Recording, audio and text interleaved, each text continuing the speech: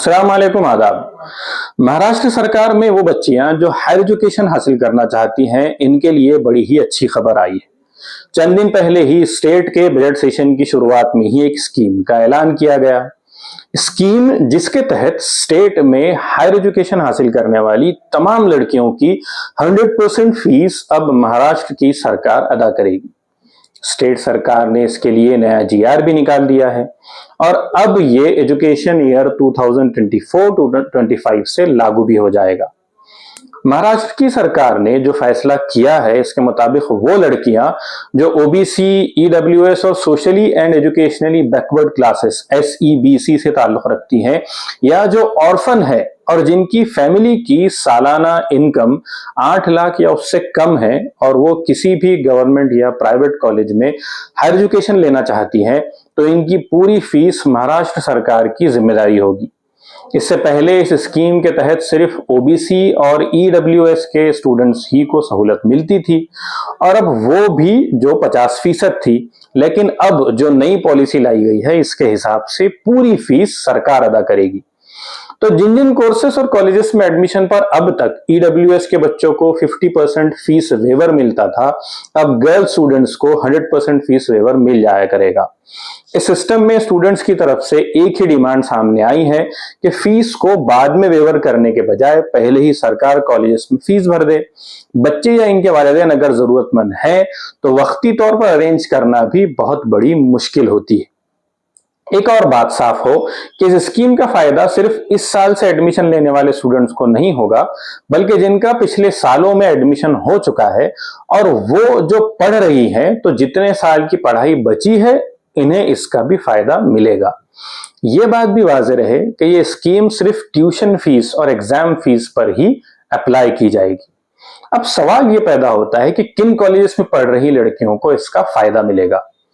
तो government aided, partially aided institutions और recognised professional courses जो स्टेट डिपार्टमेंट्स के अंडर आते हैं, इनको इसका फायदा मिलेगा। ये स्कीम नॉन एडेड कॉलेजेस पर भी अप्लाई होगी जो पब्लिक यूनिवर्सिटीज और गवर्नमेंट एफिलिएटेड यूनिवर्सिटीज से जुड़े हुए हैं।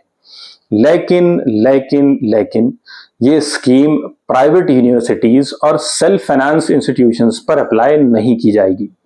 साथ ही प्राइवेट कॉलेजेस में मैनेजमेंट कोटा से एडमिशन लेने वाले स्टूडेंट्स को भी इसका फायदा नहीं मिलेगा। स्टेट गवर्नमेंट ने कहा है कि हमने ये पॉलिसी नेशनल एजुकेशन पॉलिसी 2020 को जहन में रखते हुए बनाई है, जिसमें हायर एजुकेशन में लड़कियों का तनासुब, उनका परसेंटेज बढ़ाने पर जोर दिया गया है, जो करंटली हमारे देश में 36% है। ये GR higher and technical education department ने जारी किया है, जिसमें कहा गया है कि जिन स्टूडेंट्स का admission common admission process CAP के जरिए होगा, इनको इस स्कीम का फायदा मिलेगा। अंदाजा है कि इस स्कीम से 2,05,499 लड़कियों को फायदा मिल सकेगा। इस स्कीम के साथ सरकार ने ईडब्ल्यूएस के स्टूडेंट्स के लिए कानून में कुछ बदलाव भी किए हैं।